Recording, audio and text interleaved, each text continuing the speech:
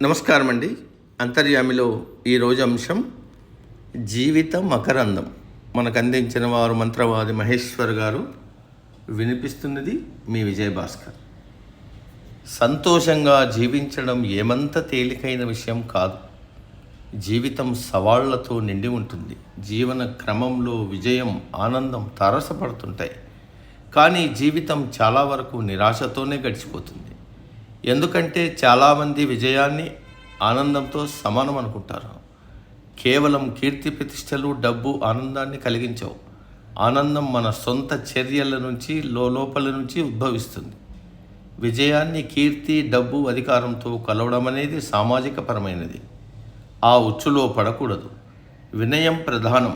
అంతిమంగా లోపల ఉన్న ఆత్మ వాస్తవం, అదే ముఖ్యమైనది. బాహ్య వాతావరణం కాదు. సత్యాన్ని, ధర్మాన్ని అనుసరించాలి. పోరాడకుండా దేన్ని విడిచిపెట్టకూడదు. సామర్థ్యాన్ని పూర్తి పరిమితుల మేర విస్తరించేదాకా నిష్క్రమించకూడదు. అప్పుడే జీవితం విలువైనదిగా అనిపిస్తుంది. అలా అనిపించినప్పుడే అసలైన ఆనందం అనుభవంలోకి వస్తుంది. జీవితం నాణ్యతను ఈ ఆనంద క్షణాల ద్వారానే గ్రహిస్తూ ఉంటాం. ఆనందం అంతిమమైనది. దానిని ఎవరికి వారే అనుభూతి చెందాలి.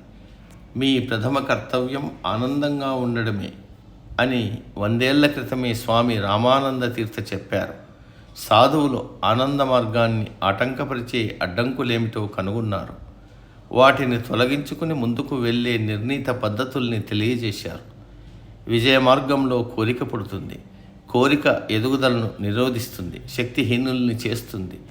కోరికల వలయంలో చిక్కుకున్న మనిషి బయటపడటం అంత తేలిక కాదు. భగవద్గీత కోరికలను వదిలేయమని చెప్పదు.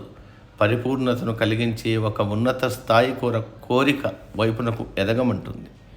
ఆనందం అంటే వేర్వేరు వ్యక్తులకు వేర్వేరు విషయాలు. కొందరికి ఆర్థికపరమైన భద్రత, కొందరికి అర్థవంతమైన సంబంధాలు, ఆరోగ్యమైతే ఇంకొందరికి ఎదుగుదల. ఆనందాన్ని నిర్వచించాలంటే సంతృప్తి వైపు చేసే ప్రయాణంలో ముఖ్యమైన మొదటి అడుగు. క్షణికానందాలకు విలువ ఖచ్చితంగా ఉంటుంది.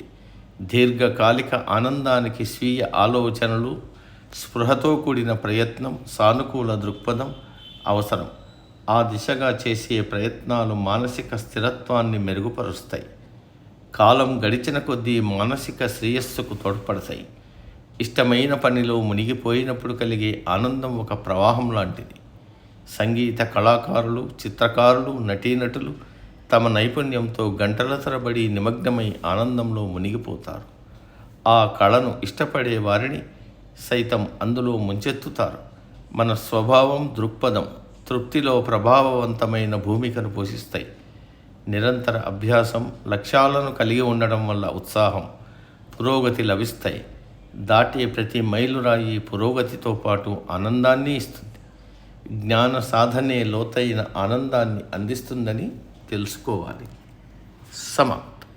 సర్వే జన సుఖినో భవంతు. అందరూ బాగుండాలి, అందులో మనం ఉండాలి.